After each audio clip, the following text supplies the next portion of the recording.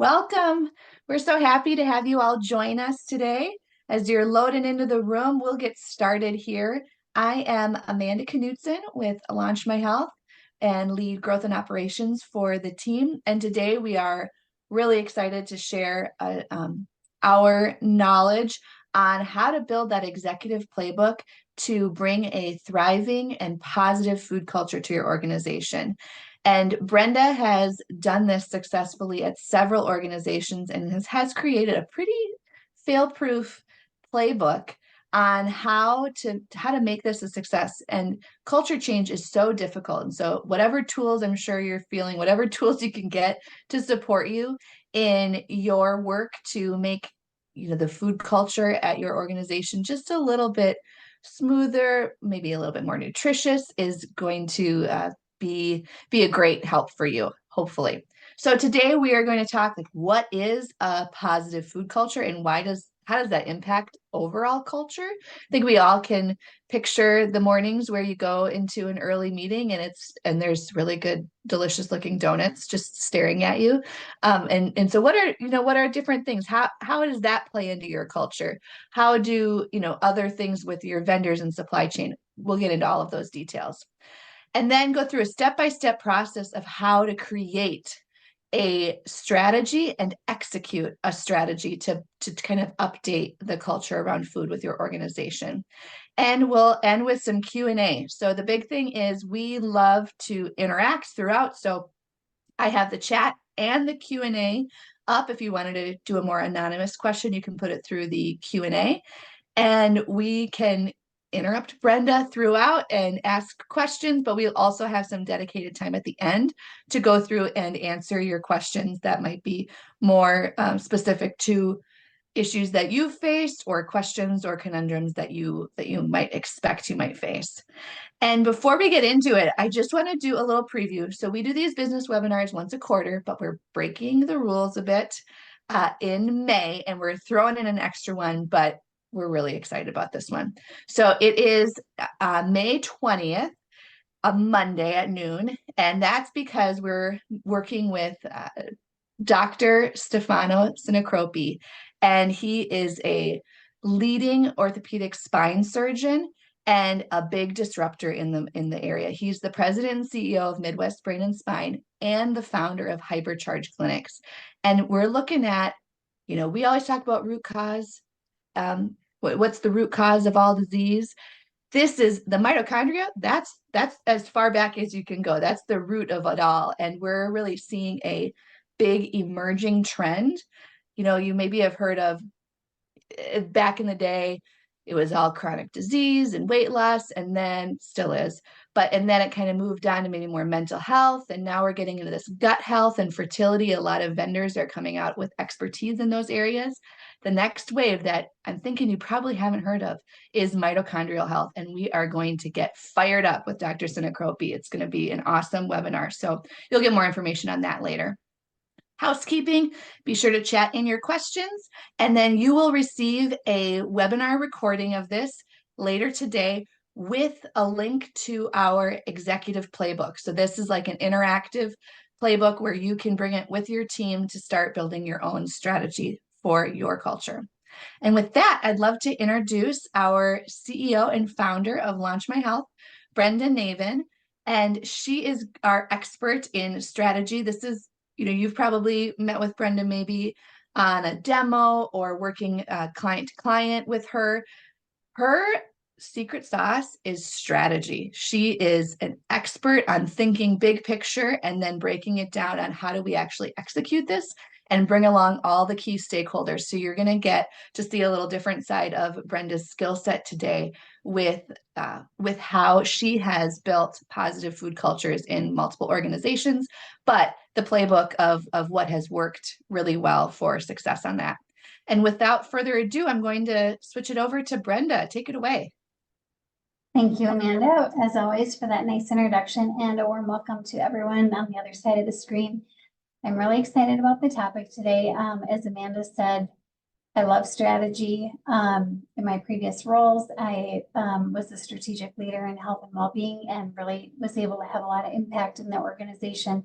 So today I'm really going to give you exactly what I did to do that and how you can really influence really about the food culture in your organization. But it comes down to a process. So if you're looking to change any type of culture, whether it's food related, non-food related, this is a playbook you can just plug and play as well. So I'm super excited to get rolling on this topic a little bit just about for those of you who are new to Launch My Health and don't know who we are, just a little bit about us. I'm the CEO, the founder. Started Launch My Health about 3.5 years ago. Spent my majority of my career in healthcare for over 22 years. I'm a registered dietitian, love nutrition, and during the pandemic decided that it was time to take a leap of faith and start my own business because I knew I could do it better. And I know I'm doing it better than what I could in healthcare. And that will be part of this story too, that you'll get to learn about today as we break down building a food culture. But for Launch My Health, at the root of who we are, we're bringing food as medicine to the masses. So it's no longer just an exclusive opportunity. It's really inclusive.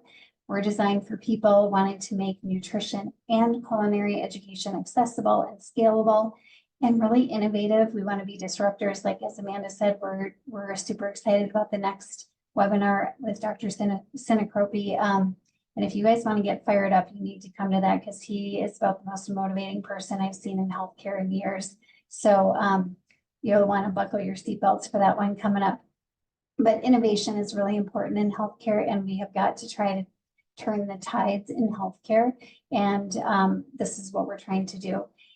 And really important for us too is having standards of excellence. We're not promoting non-evidence-based information here, but we are promoting innovation and what's coming out in research, but we're not waiting 20 years to share it. So we're getting after it immediately and really cost effective too. And just briefly about what we do, like, okay, you said that, well, what do you actually offer? We have 3 things that we do at Launch My Health. We have a digital platform. So think Netflix, Hulu style education that is really geared towards the end user, and video shorts, e-cookbooks, e-books that people can download. We also do a little more traditional nutrition coaching, or what we would call private appointments. We have a new GLP-1 program. But what's unique about what we do is we are for everybody and not just people who have a diagnosis. So it's really upstream. And then we offer consulting and private events, that type of thing too. On the right-hand side of the screen, you can see some of the conditions or symptoms that we're addressing, more of that root cause approach. And our most popular course that we have is our anti-inflammatory course on the nutrition side. And on the culinary side, it is Home Chef Pro. So we will get into today's topic here.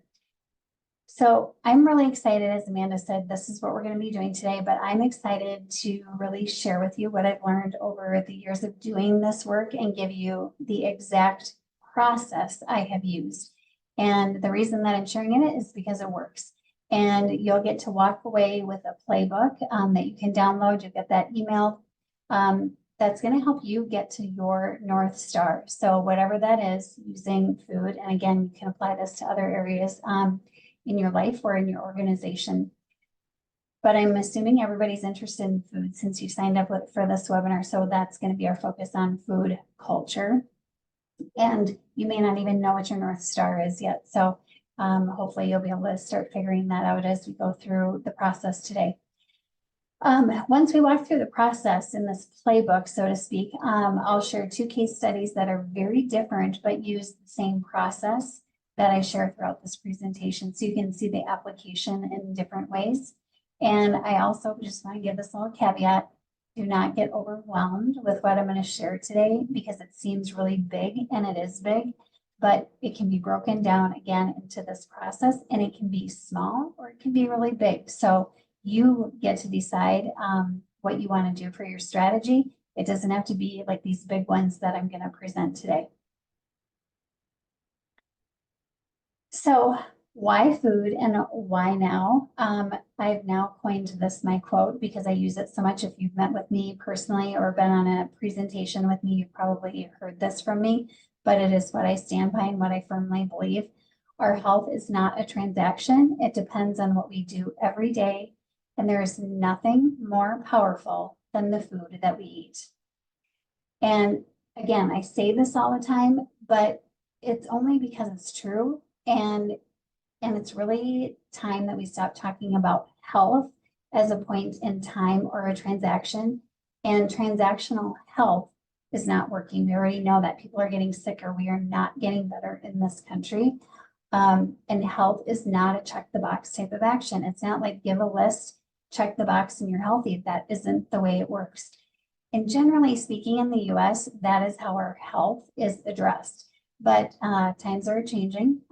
Again, come to our next webinar and your eyes are gonna be opened onto what's onto the horizon too.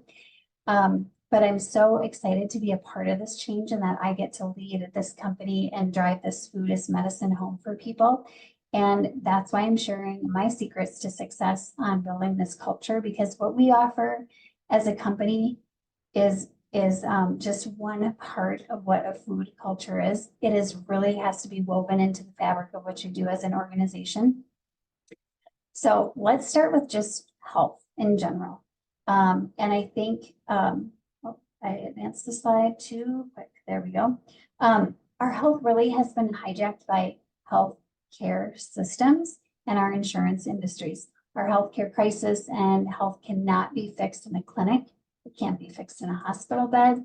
It can't be fixed just by going to a doctor's appointment or taking medications. It has to be fixed in our home and it has to be in our environment. So it's the habits that we have, our lifestyle that can make or break kind of what happens in our health.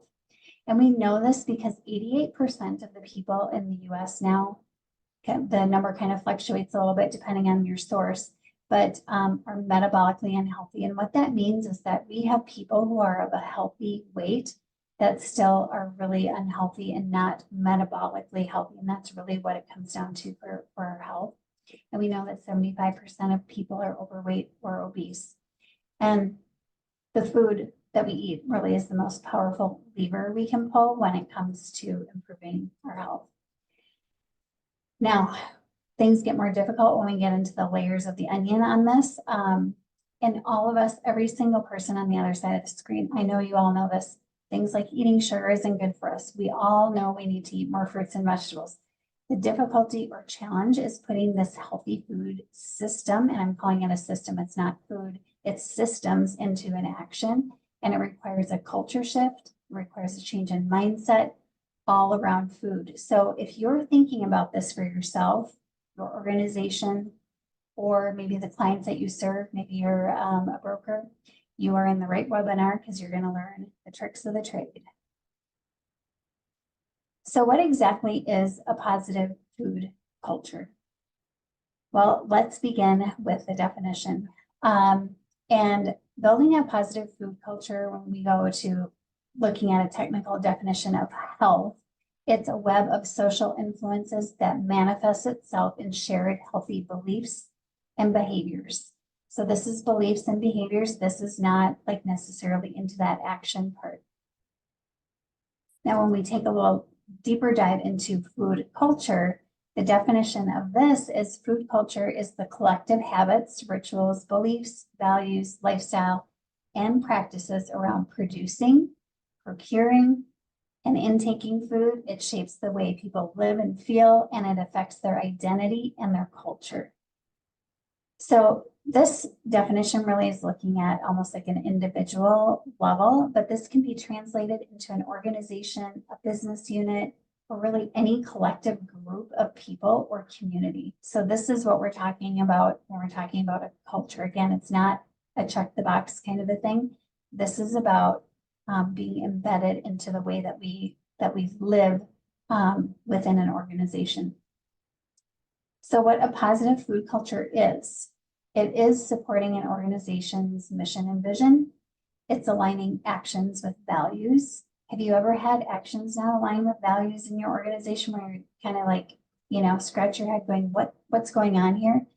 That often can happen. So this is why this process that I'm going to explain to you matters. The actions and values need to match. It bridges business units, verticals, whatever you call it in your organization, from HR to procurement and beyond. All units are rallied around this one common belief and value. It involves stakeholders. So everyone gets to talk about it. Everyone gets to be involved. Everyone gets to provide feedback. And again, this may sound super overwhelming right now. Like, how in the heck do you do this? But again, I'm going to get into the nitty gritty on it. It's promoting learning about food, nutrition, and cooking, but it's not about just what's for dinner. It's about, how do we purchase food? Like, maybe you have a cafeteria in your organization, and how are you doing procurement?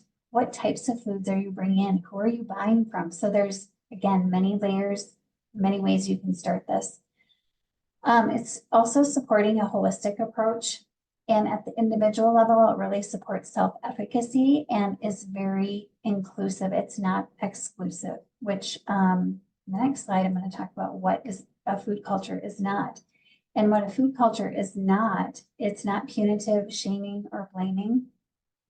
And when we look at just in general, our country as a whole, we look in the past of food as like kind of like this set of rules and guidelines that tend to be focused on what we cannot do, what we cannot eat, shame, blame, what is wrong with something or someone. And again, we go back to the definition of culture that we just were talking about, and we're really looking at shared beliefs and values. And that is something that we can rally around together. And food truly is a thread that can weave the fabric of a community, of an organization, of a family together. And so that's the power of food. So not only is it a lever you can pull for your own personal health, it's really a lever that you can pull to build community and culture and engagement within your organization.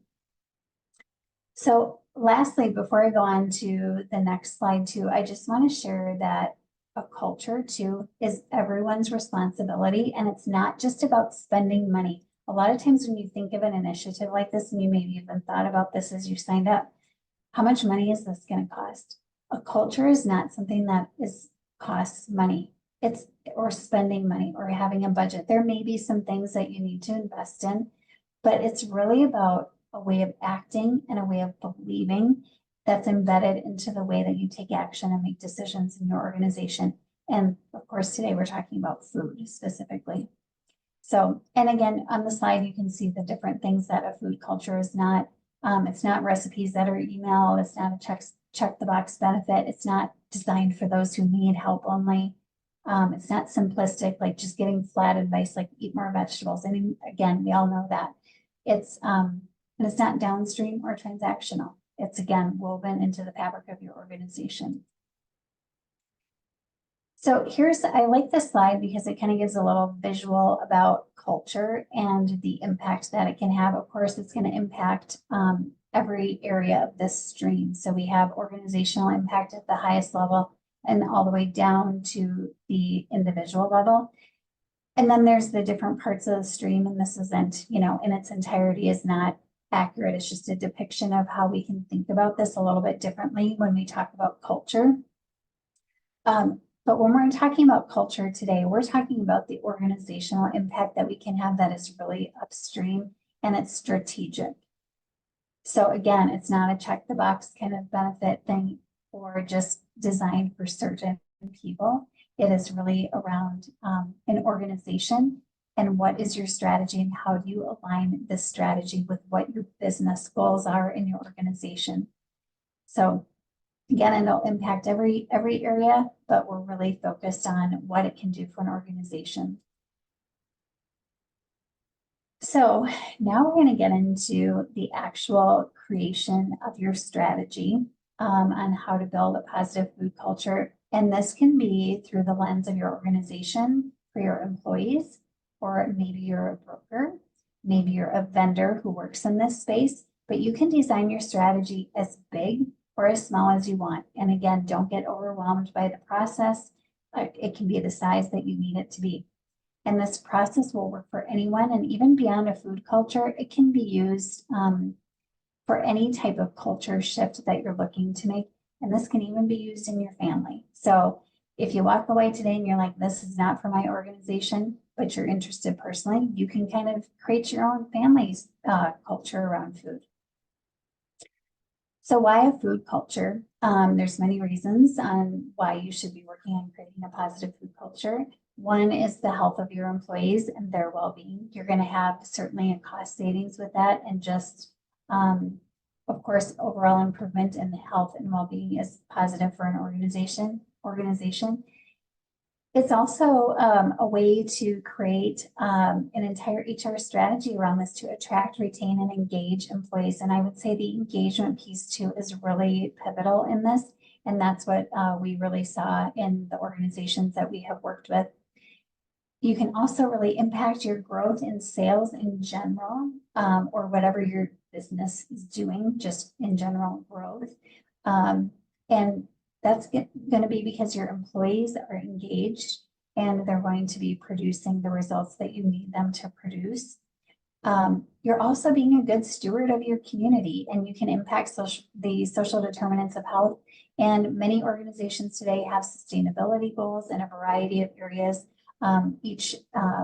Each company might be a little bit different depending upon the industry that they're in, but it's really going to be helpful in that. And in the end, it all comes down to having a healthy financial organization or company when you do all of these things. So that's why a food culture strategy can be really effective, because that all affects the bottom line.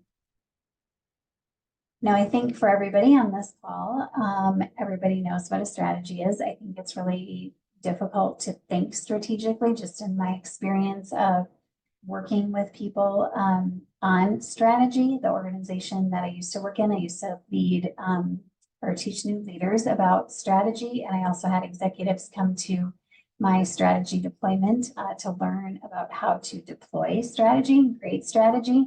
And it's, as Amanda said, it's one of my favorite things to do.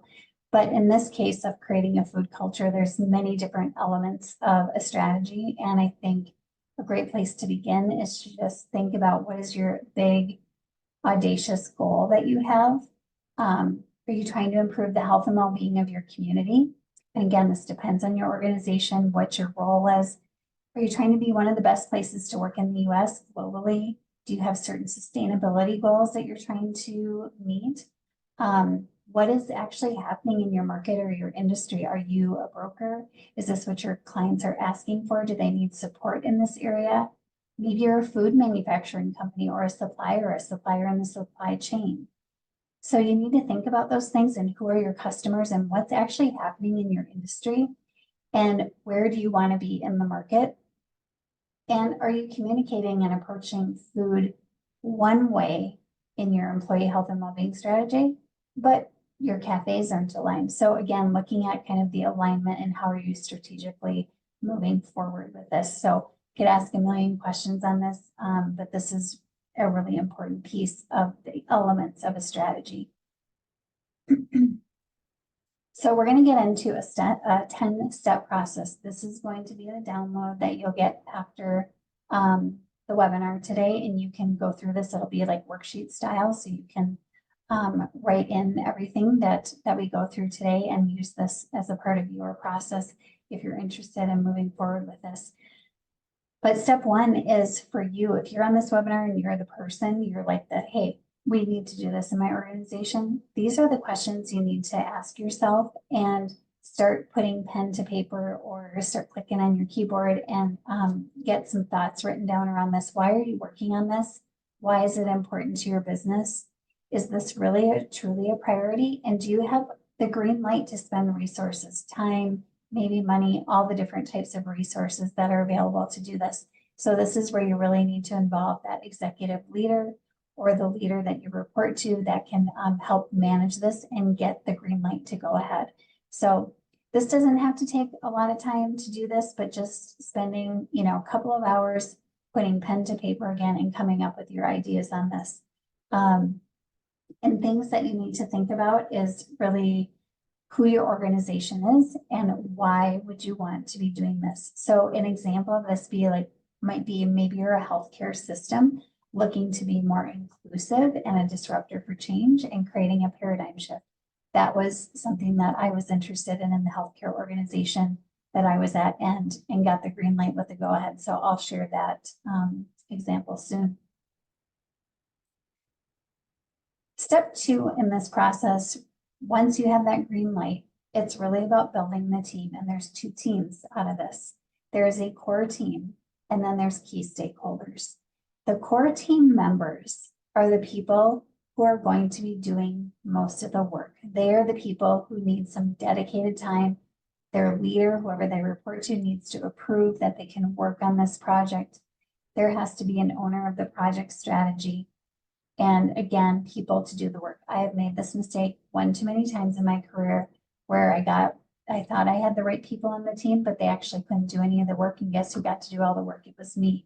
So make sure you have people who can disperse and do the work on this team, and people who are passionate about it too. And then you do have to have some type of executive sponsor or champion to get this to go anywhere, because there are going to be barriers, and you're going to need that executive sponsor to be able to break down those barriers for you and present this to decision makers that may be deciding yes, green light, or no, hold on. And then there's the key stakeholders. These are the groups that you may need to have to dedicate resources to this project, or their area that they lead or work in might have a really high impact. And they're also the people that are going to be your biggest champions and ambassadors for success as you move this project forward. So this part is really important too, and selecting the right people for these 2 teams. Again, it's the core team and this key stakeholder team. And you can of course call them whatever you like, but that's just what I like to call them. Step 3 in the process is a project strategy planning session. I recommend like a 1-hour meeting. This really isn't that long of a meeting, but your agenda item is with the core team members, and you're basically kind of going back through your initial planning for why you're doing this. Why are we working on this? Why is it important to our business? What strategy does this align to? What outcomes are we hoping to achieve? And you're setting a meeting cadence out, like how often are we going to meet? And when you're done with this meeting, hopefully you have everybody kind of fired up, and people are going to go back to their work, and we want them to evaluate the current state of what's happening in the organization. So this might be what's happening in your cafes, what's happening with a certain policy. If you're working in a healthcare organization like I did, what's happening with the patient menus? Are we serving, mashed potatoes with every meal and that type of thing? So there's a lot of different nuances to this current state, but this is a very important piece so that you know where you're at. And step 4 in the process is having a strategy planning sessions, depending upon, the scope of your project. Again, this would include your core team members, and this is where you're really getting down into the nitty gritty of this. You are going to discuss your current state. So everybody's coming back with their homework completed. You are going to determine at a high level, what are your goals and what's your target state? What do you want to achieve? And again, this may seem really overwhelming. It does not have to be overwhelming. And if you need somebody to help you with this too, I would certainly recommend a facilitator or a consultant too, to help you get through this process too. They can take that burden away from you if that seems overwhelming and you're not used to strategy planning. And then determine what is your high level messaging and how do you want to communicate this to your key stakeholders? And that's where you're going to do this invite to your key stakeholders, and you want to have that messaging down and that communication down. That executive sponsor has approved that, has done kind of that communication with their peers. And then at step 5, this is where, again, I would recommend a facilitator too. This is going to be your key team members and stakeholders. And this really is the fun part. You get to take that overall communication that you have and kind of what your goals are, what your process is going to be, and you get to brainstorm. This is like the brainstorm session. You're going to get the stakeholders' feedback, what's going on in your entire organization, and they're going to help you do the work. This is a collaborative process. And I would say if you skip this step, the likelihood for success for your program or whatever initiative you're going to do is not very likely, because you really need to have this buy-in process and getting all of the feedback, because none of us know it all, and we need to get feedback from the rest of the organization. It may seem, again, overwhelming to do this, but it's worth its weight in gold. And this is where we're going to look at what do we need to do to achieve these goals? How are we going to measure it? And by the end of a session like this, you can basically have kind of a framework for what you're going to do for this project. And then step 6, and we're kind of winding things down now. Step 6 is you've done all this work, and now this core team, that you get to look at what happened during that retreat session, draft your final objectives, your key activities, what projects do we actually need to accomplish, timelines and measurements, and then create that communication plan back to those stakeholders that helped you out, they gave their time. And so that this process takes a little bit of time, but definitely you're coalescing and bringing everything together at this stage. And then step 7, I think this probably is my favorite step, and I would say probably one of the most important things for a key to success when you're talking about culture. And this is something that I think we, and when I say we, because it was a team, did so well, and it's the feedback. So this is going to be broader than your stakeholders. This is going to be specific individuals as needed. So it might be maybe somebody on an executive leadership team that you know has a lot of impact. Might be key working groups, like maybe certain ERGs in your organization. Maybe you have certain committees like a DEI and B committee, and you might need to do a presentation to them, but you want to make them aware and give them an opportunity to provide feedback on what you're doing. If you miss this step, you may not have success at all, because you need to make sure that you are listening to the people in your organization. The third one that's on here are open virtual sessions, and I just call these open virtual sessions because they would be open to any employee that's interested in the topic. Or whatever your organization is. It might be members, customers, whatever it happens to be. I recommend having notes on all sessions, having a standard presentation. All of your questions are the same, so you have a standardized process. No matter who is helping you out, you get the same type of feedback, and you're not swaying the way that somebody might react to the information. And again, you customize this to your organizational structure. One thing here too, and I'll give this example when we get into the YMCA, we worked with them. Of course, they have employees, but they also have customers that are in the health and well-being space. So we included customers, including kids, into those feedback sessions, which was really cool what we got to hear from that. And then step 8, this is the core team meeting. So now you've gotten all of your feedback. You've planned with your stakeholders. You've gotten feedback from all of your customers, employees, whatever that base of people are. You're going to get back with that core team. You're going to make final adjustments to your plan based on that feedback. I have to say that the feedback that I've always gotten has been really beneficial. You make tweaks, but there's never been a massive change to the plan. So you're going to finalize that plan. You're going to work to how you're going to communicate that. That's the really fun part too. And then schedule a session to share that with your stakeholders too, because this is the really fun part. The people that have joined you in this really care about it. And oftentimes, especially with food, when you do an ask of people, you just get really passionate people. I would suggest though too, because you do want to get people who are maybe a little bit on the naysayer side, you want to get that feedback too. So that's why the open feedback sessions are so important, because you need to be able to hear the voices of everyone. Step 9, and we're getting to the end here. The core team and the stakeholders, you can celebrate, share your plan with your stakeholder group, and then you get to determine what cadence is going to happen for your plan moving forward, because it's just getting started. you get to actually start acting on what your plan is and executing and clarify what success looks like for you. And then again, step 10, execute on your plan. And then you're just in this continuous improvement and evaluation cycle. So if you've done lean or any type of efficiency training, you know that there's just a spirit of continuous improvement and evaluation and involvement.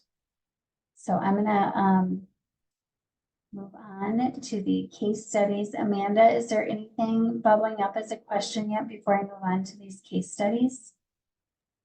We've got a bunch coming in, but I think we can wait till the end for them. Okay, perfect. I just wanted to pause there in case that there was a opportunity there. So again, you guys are going to get this playbook. So what I just went through, which I know is a lot of information in a short webinar, but you get the playbook. So this is what the cover looks like. And you'll get this where you can use this literally as a workbook for yourself. So I'm going to talk a little bit about the YMCA and the process with them. And Launch My Health, Amanda and I and some other people on our team, we worked with them to really help them engage in their nourish philosophy and what nourish means within their organization. And so they have 5 parts to their well-being model, and they wanted to build out the nourish model, which was the first model that they were actually building out of the 5. So we didn't have anything to work from, and we used the process I just explained to you. Here it is as we worked with them, what it looked like. Again, this was a little bit more, this is very strategic for them. It was the top of the layer. This is what was the umbrella of what everything that they do in the future was going to be built under. So it was very important, very strategic. But we had a very concrete goal. We wanted a nourish philosophy at the end of this. And this is the process that we went through. And if you just, I'm not going to read each of these, but it goes back to this 10-step process. And so it was very effective in going through this. And I'm going to go through a few of the highlights on this. So this was one of the key when they did their current state evaluation. And this is some of the things that they learned from it. It really wasn't a philosophy. It was a large focus on operational efficiencies. It was rigid, it was costly, it lacked options. The foods didn't represent their customers, which was a huge problem, and it felt really punitive. They focused on nutrition standards versus nourishment, and their values are around nourish. So as you can see back to the beginning of my presentation, their values and what they were actually doing did not align. So this was the key learning again in that current state. So now hopefully you can kind of see how this really doesn't have to be that complicated. It can be pretty simple to think about and to do. And for them, they have a huge focus on diversity, equity, and inclusion. And really what they were doing had zero focus on that. So it was the opposite. So they were not aligned at all. So this was a key learnings for them. So through this process, what we ended up with was this nourish philosophy, which is listed here. It aligns perfectly with their goals and objectives in serving the customers and their employees. And really important for them was the statement at the bottom that nourishment is more than food. And beyond the food we eat, we nourish our whole selves through movement, reflection, connection, and restoration. So that was a key part that they wanted on here too. Again, this is like your organization. You get to do what you want. It's your beliefs, it's your values. I highly recommend starting with this just because it's an umbrella and it sets the tone. And so this was the product that went out to the listening sessions that I referenced in the playbook. So this was the draft version that we came up with. And then we did these Nourish Philosophy listening sessions, and we met with a variety of groups and individuals. We met with their DEI, DE and I and B group, which at that time too, we were told they're pretty tough crowd to please. And so I think Amanda and myself, our boots were shaking a little bit going into that meeting, but it was absolutely fantastic. The feedback and the appreciation that they had for the opportunity to be a part of this was so beneficial.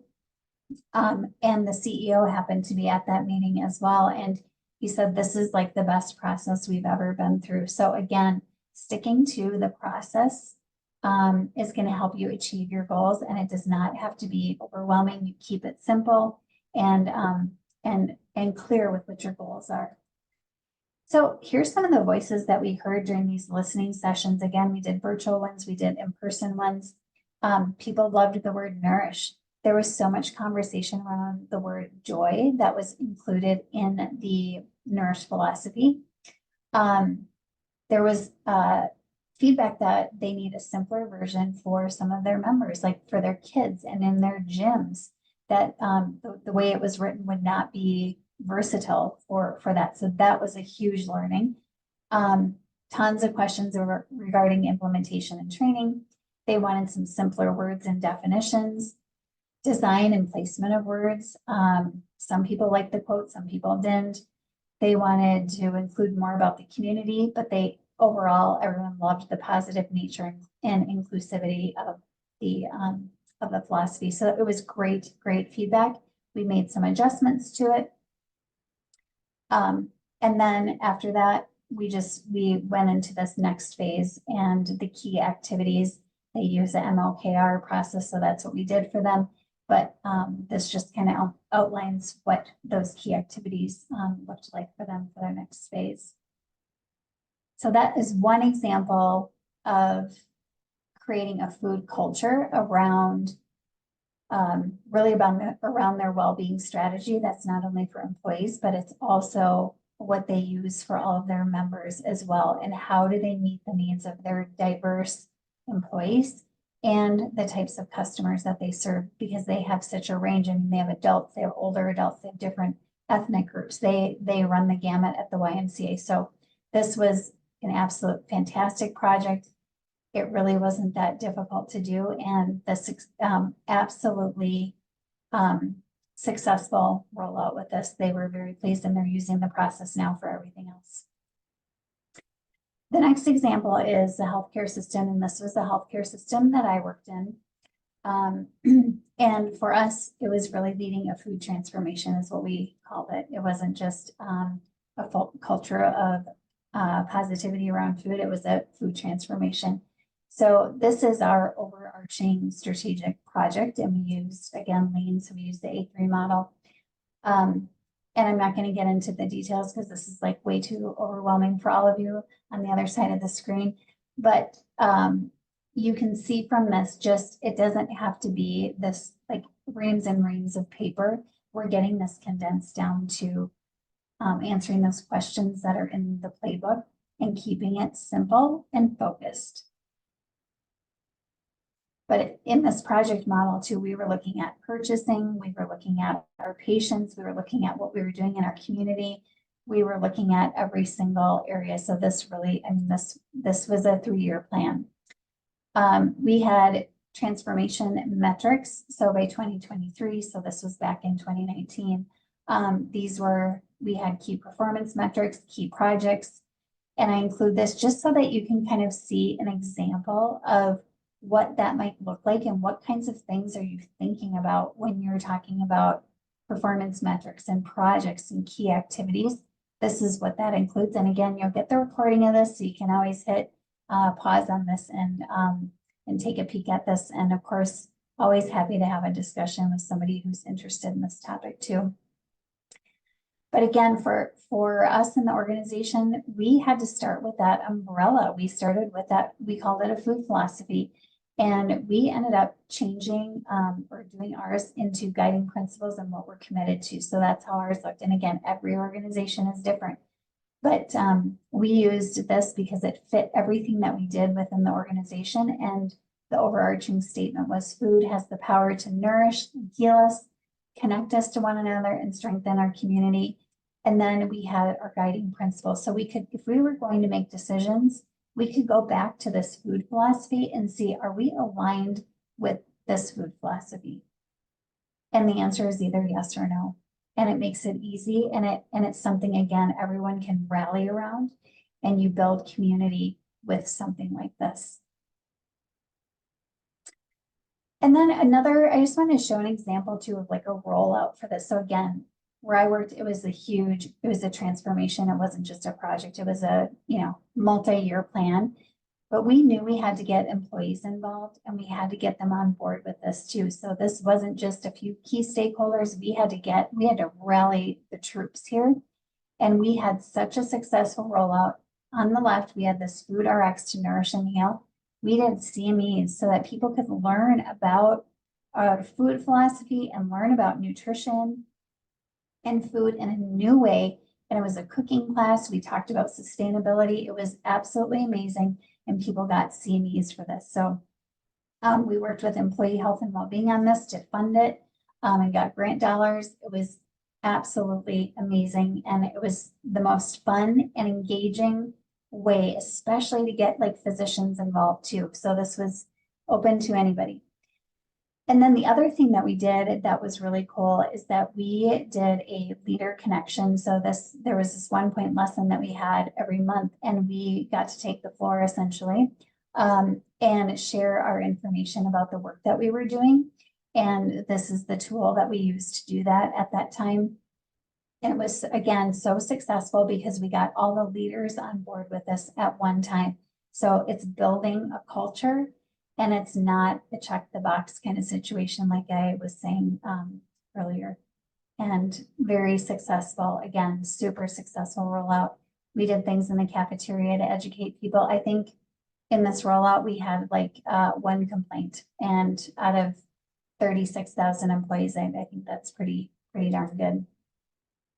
So as I wrap this up, I know we're getting close to the end of time. I want to leave some time for questions. I'm just going to leave you with, before we take questions, one of my favorite quotes. It is, nourishment is not just nutrition. Nourishment is the nutrients in the food, the taste, the aroma, the ambiance of the room, the conversation at the table, the love and the inspiration in the cooking, and the joy of the entire eating experience, by Mark David. So with that, I will open it up to questions. And Amanda, if you have anything in your inbox there in the chat. Yes, I will. I have a couple of really great questions. Not surprised on some of these. So one is very specific, but I think people might resonate with this one. You mentioned not putting restrictive policies. We cut vending machines a few years ago, and it did not go over well. What would have been better? Right. So this is exactly, and I think people, again, have really, really good intentions when they do this, because it's about the health, right? They want to try to promote health within their organization. A way to go about this, probably, I mean, hindsight's always 2020. But if that was part of your strategy, that would be doing that kind of nemawashi, as you call it. You're going out to your key stakeholders and asking, what do you want to happen? This is kind of a project. We want to revamp the vending. How do we think that that should look? Would it be replacing them, giving more options? So it's, I mean, again, hindsight's 2020. If you already took them out, you took them out. But that's an example too, like with the YMCA, they had restrictive guidelines that they had put out for their cafeterias, and it was backlash, just utter backlash. And so this is going back to the process involving the key stakeholders and the voices of who your customers are, so to speak, is really important. I don't know if I really answered that question, but it's more of a hindsight. You can get creative on this. Oh, one person commented, I think we need a business of food delivery and options for nursing homes to promote healthier food and options. That's for sure. I would agree with that. As having a parent, I had a parent in memory care, and Amanda and I were just talking about this, that as soon as my mom moved into memory care, she never had any fluid retention, and but within 3 days of moving in, her feet were swollen. We had to buy bigger shoes. Yep. That's assault. Yeah. What are some key metrics that you've used?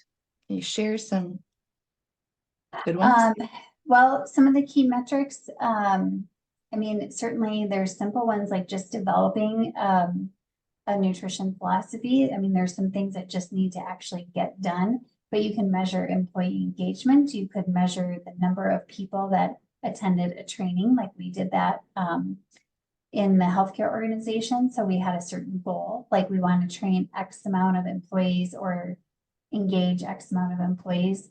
So they don't have to be really difficult, complicated, or financial. They can be simple metrics, but something that is measurable, something not just like Amanda help me out here with something that is just kind We of want like a people to love the food philosophy. Like, how do you yeah, measure love? yeah, yeah, yeah. And you can do surveys, you can do, I mean, you can work within your teams for Mhm, measurement, but there's a, just make sure it's using the SMART guidelines. I'm not gonna go through that. I'm sure you guys all mhm. know that, the SMART. Yep. And one thing that I always like to talk about is don't measure the do's, measure the gets. So you don't measure actions that you're taking. We wrote a policy. We did this, we did that. That's not an outcome. That's what you do to get the outcome. Okay, so if we write The this policy, activity. what do we want to get from it? We want people to feel more empowered at work. Well, how do you measure that? Then you got to get really creative. That takes some thought. And an example too, this is at a really high level too. The organization that Amanda and I worked for, we had, I believe it was like 40% engagement in the health and well-being. We had a target to hit and we like blew it out of the water. I believe it was 80. I can't, don't quote me on this, but I think it was around 80%. But that was one of our measurements. So Mhm. Um, okay. Any tips for getting someone on board with this who's not interested in healthy foods in the workplace? And I'm thinking with this one, it might be more of those like high level leaders who might just not an be on board executive, with this. and it might be doing the education piece. So I do have to say, with the organization that Amanda and I worked with, there was some pre-work that was done with executives to get them on board with this, and it did require education. So I would say you need to, kind of do your homework in that and make sure that you give them the why and sell to them why it's important for the organization. What do executives care about? Well, a lot of it is going to be bottom line driven, right? But they also care about culture. They also care about the employees and the engagement because turnover costs a lot of money. So break it down into how are they going to see the impact in the work that they're leading? And so that can help get them on board. So what's important to an executive? And it might be different from person to person. You got to work your political savviness on Yes, this. influencing skills. Influencing skills. Yes, that's Mhm. a bet. That's a more positive way of saying it. Yeah. Okay, so we've got two questions that are polar opposites. Uh, one, but I'm going to give them both to you at the same time. One is we have two very different work cultures on site, manufacturing and corporate employees. How do you create a cohesive culture? That's one question. And then the other one, any tips for engaging people who work remotely? So it's just like on site, we kind of face this in healthcare too. You've got the nurses working the floor, the food service, and then you've got the corporate folks. That's a challenge. But then now with this remote work, well, does food Right. really matter with remote work? Do we care? Yes, of So course. what about Yeah. that? So I can answer the question, all of those in one answer. And that is you take out those would be key groups, right? So you have frontline workers, maybe it's manufacturing, whatever you said, office workers and remote workers.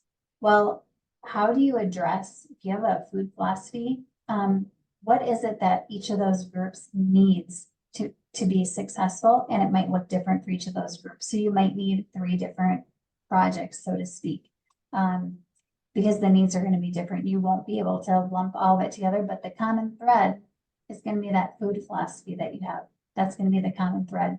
And they'll see consistency in actions. And the thing that you don't want to happen too, if you go back to what a positive food culture is and is not, it's not exclusive. So don't have something that is just for, you can have things that are for specific groups, but make sure that you include something for everybody. If that makes sense. Mhm. Yeah. Those are all the questions we have today. But of course, we love talking. Clearly, we love talking about this topic, and so it would be a pleasure to hop on a call with any of you to kind of get more into your specific questions and how you might be thinking about implementing this. Happy to do so. We'll throw a link you can email us at in the follow-up email. But our emails are pretty easy. It's Brenda@launchmyhealth.com and Amanda@launchmyhealth.com. And we talk. So emailing either of us will work. Other than that, thank you so much for coming. Brenda, any final words as we wrap this up? One thought, I know I've already talked about this, but just if there's one takeaway that you walk away with today, is just know that food culture does not have to mean spending money. It doesn't have to be a budget approval item. A culture is built because of people and actions. It's not a check, again, a check the box thing. I think I've said this many times, but and you can do this without a budget. So if it's on your to-do list and you want to see it happen in your organization. Well, that's music to, I think, a lot of people's ears. Wait, I don't need a huge budget for this. Yeah. Wait, you're not trying to sell me something? No. Trying to sell you positive food. Yes. No. Wonderful. Thank you all for joining. You'll get a recording of this and that playbook with all of the breakdowns of how to put this into action. So thank you so much. Have a great day. We'll see you on May 20th for the mitochondrial event that's going to take the world by storm. Thank you. Thank you.